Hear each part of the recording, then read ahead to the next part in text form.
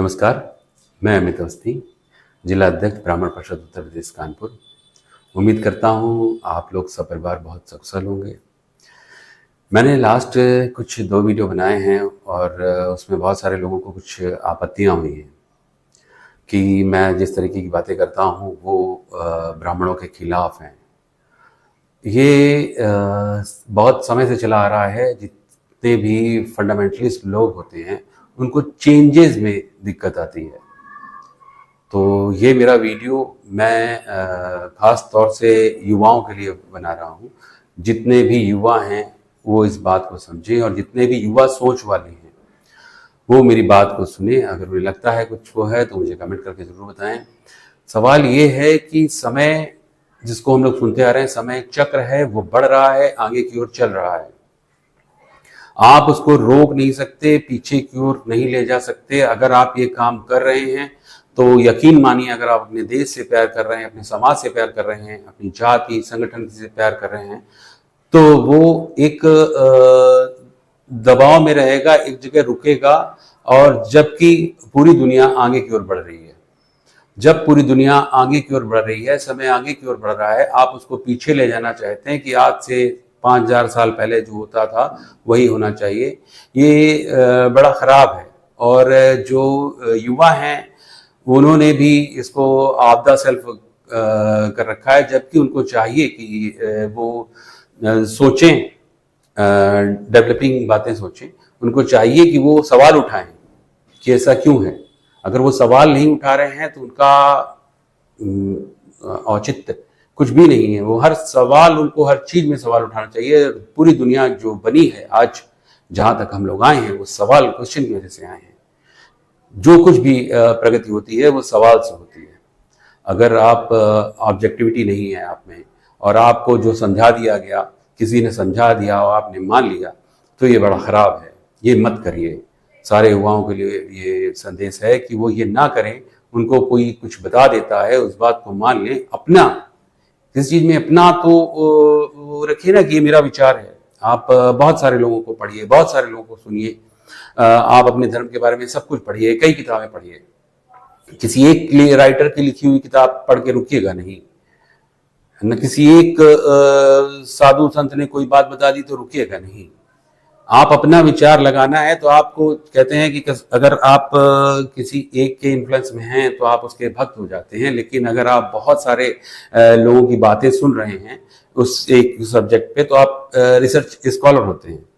तो मैं यही कहूँगा कि सभी को, जितने भी युवा हैं और युवा सोच रखते हैं, जिनको लगता है कि इस चीज में क्वेश्चन होना चाहिए, तो वो क्वेश्चन करें। इतना मतलब बना नहीं सही है कि बता दिया गया और वो सत्य होगा, ऐसा है नहीं ना। हम लोग के धर्म में कम से कम ऐसा नहीं रहा कभी भी। अगर आपको बता दिया गया है कि एक जात है वो बहुत अच्छी है तो अच्छी ही होगी, सभी लोग अच्छे होंगे, तो ये तो ऐसा हो नहीं सकता, इम्पॉसिबल है। सभी जातियों में सभी तरह के लोग होंगे।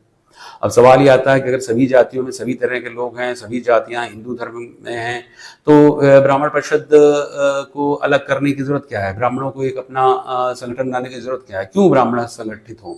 तो बहुत सारे लोग जवाब देते हैं कि वो ब्राह्मणों के लिए खतरा है। तो ये बात अलग अदर मैटर है कि कोई ब्राह्मणों के लिए खतरा, मुझे लगता नहीं कोई खतरा है या खतरा होगा। जमाना चला आया है जो हिंदुस्तान में बहुत सारे धर्मों ने राज किया। हम लोग 2-3 धर्म को लेके बैठते हैं जिन्होंने अत्याचार किया, और शायद अगर इसमें राजनीति ना आती तो ये धर्म भी डिसॉल्व हो गए होते भारत धर्म के सामने। ये धर्म, बहुत सारे अलग अलग तरीके के पंथ आए। जिन 2 धर्म, इस्लाम या ईसाइयत की बात हम लोग करते रहते हैं हमेशा। इसके पहले भी बहुत सारे पंथ आए, शक आए, हूर्ण आए, वो डिसॉल्व हो गए। उनके पूरे पंथ हिंदू धर्म में डिसॉल्व हो गए, घुल गए।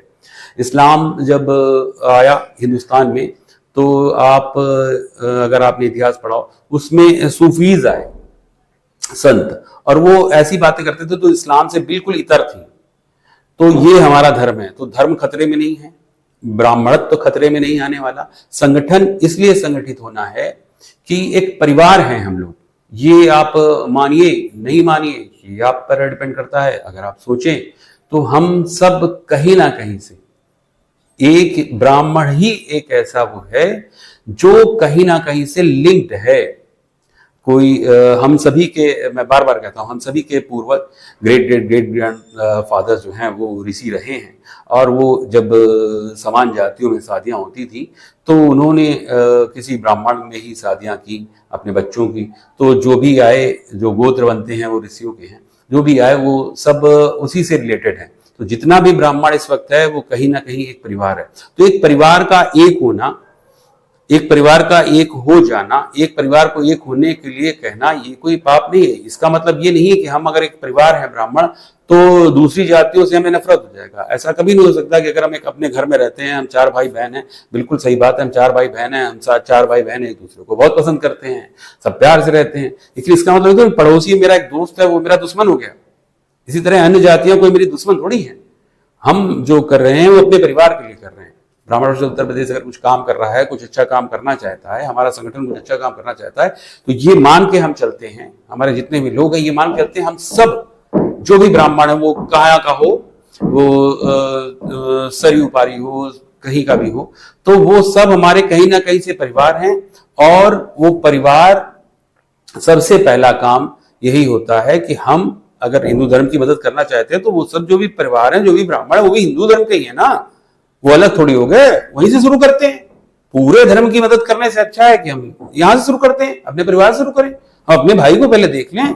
ऐसा थोड़ी कि बाकी सब हमारे दुश्मन हो गए। तो ये जो दुश्मनी फैला रहे हैं अपनी बातों में, वो भी गलत है। और इसका मतलब, संगठित होने का मतलब ये नहीं है कि हमें कहीं युद्ध करने जाना है किसी जात से। संगठित होने का मतलब एक परिवार है, साथ में रहेंगे, अच्छा लगता है। और यही मेरा था। मेरा तो लास्ट वो है कि जितने भी युवाओं, फिर से कहूंगा, जितने भी युवा हैं वो सोचें वो क्या कर रहे हैं, किसके कहने पे कर रहे हैं, किस तरीके से कपड़ों के बारे में या उन्होंने जो माइंडसेट कर रखा है, ये करना चाहिए, वो नहीं करना चाहिए। तो ऐसा तो नहीं किसी एक के कहने पे माइंडसेट कर रखा है कि ऐसा होना चाहिए, वैसा नहीं होना चाहिए, बिना क्वेश्चन के।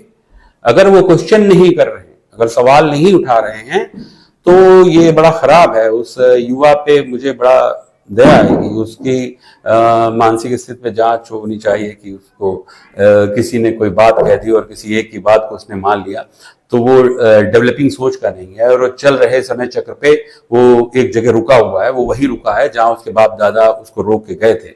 तो ये रुकना, स्थिरता हमेशा सड़ांध पैदा करती है।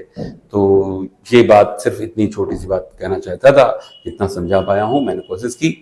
और उम्मीद करता हूं आपको वीडियो अच्छा लगा हो तो लाइक कीजिए। अगर कुछ आपको क्वेश्चंस हैं तो मुझे कमेंट करिए। बहुत बहुत धन्यवाद।